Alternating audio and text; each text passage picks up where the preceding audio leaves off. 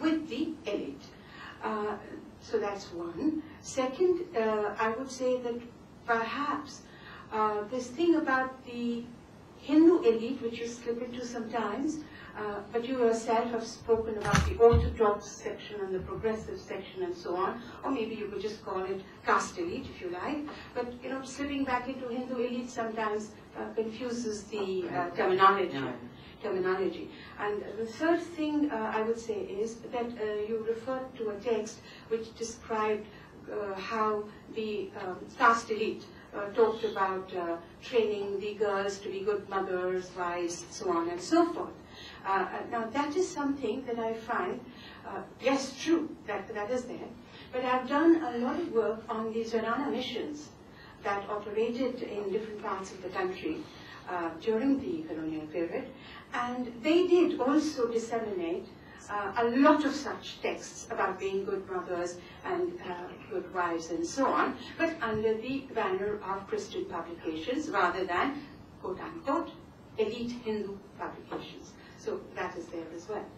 I think I've forgotten what else I wanted to say. No, I will respond to what you said, because I think both the suggestions that you made are extremely good, and they are there, though I wouldn't include them in the paper, yeah. you know.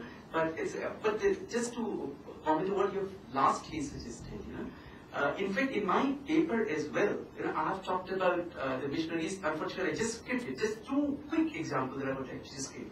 One about, you know, this John Murdoch, you know, who also wrote text Women of India and What Can Be Done for Them. You know, there he blames, you know, Hinduism for all the evils in women's life. You know, so I've interpreted that in my text, and I've suggested that basically, if you look at you know, all the texts that I have reviewed, including this one, you know, the problem was that you know, the problem was identified only with reference to religion, and unfortunately the solutions were also traced only in religion, you know, not in what is otherwise supposed about colonial education, you know, the discourse of liberalism.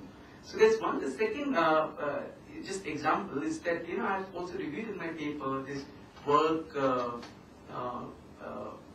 Landmarks of History, you know, my just missing the name, you know, a Christian author, you know, and how that portrays, you know, how, you know, that follows a different kind of framework of history writing, you know, which has very little discussion of ancient Indian civilization, and which has a very clear, you know, anti-Muslim stand, and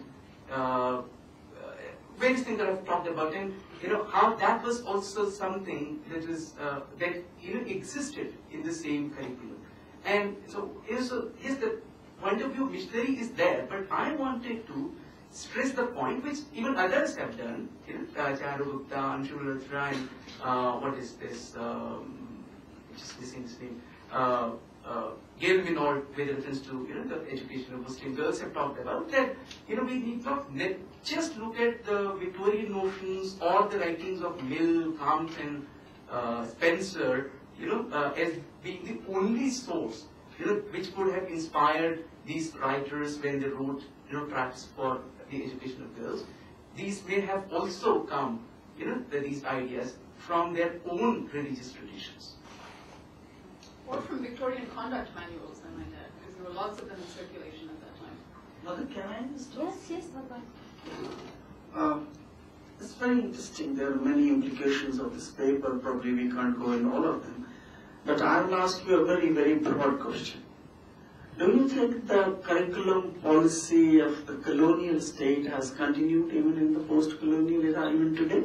Or is it has changed? Well,